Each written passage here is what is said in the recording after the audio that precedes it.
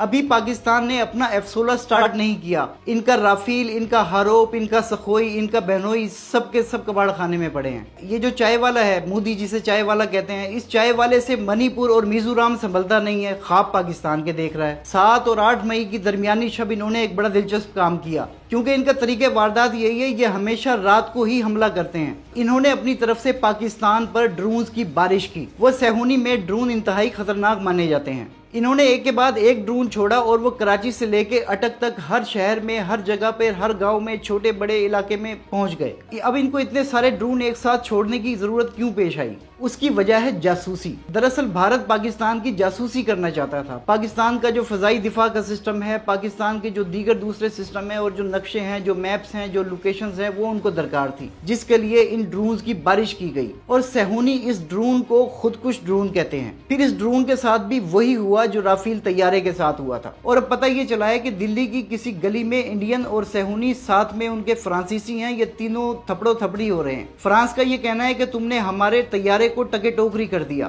جبکہ صہیونی کہہ رہے ہیں تم نے ہمارے ڈرونز کے ساتھ کیا کیا ہے، ہمارے ڈرونز واپس کرو۔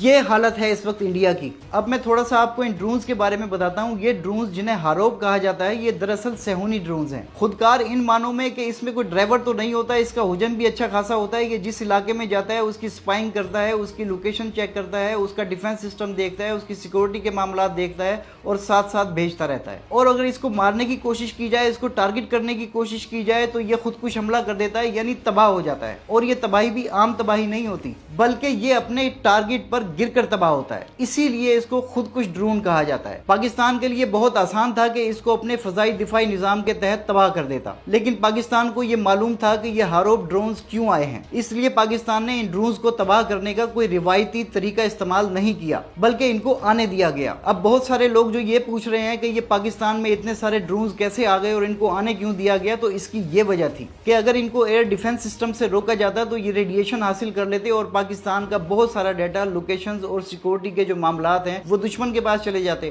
اس لیے پاک فوج نے انتہائی تدبر اور حکمت کا مظاہرہ کرتے ہوئے ان کو گن ویپن سے ختم کیا، اس سے تباہ کیا، یا پھر جیمنگ سسٹم سے ان کا کھانا خراب کیا۔ اس ساری سٹوری کو جب ہم دیکھتے ہیں تو بھارت نے پاکستان کو 3 دنوں میں 3 سرپرائز دینے کی کوشش کی۔ پہلا رافیل طیارے کے ذریعے، دوسرا سخوئی کے ذریعے، تیسرا ان ڈرونز کے ذریعے، لیکن پاک فوج نے انڈیا کو اس سے بڑے سرپرائز دیے۔ اور اس چائے والے کو یاد ہونا چاہیے کہ پاکستان کی طرف سے اسے کیا کہا گیا تھا۔ اسے کہا گیا تھا کہ جنگ شروع تم کرو گے اور اسے ختم ہم کریں گے۔ And remember this line,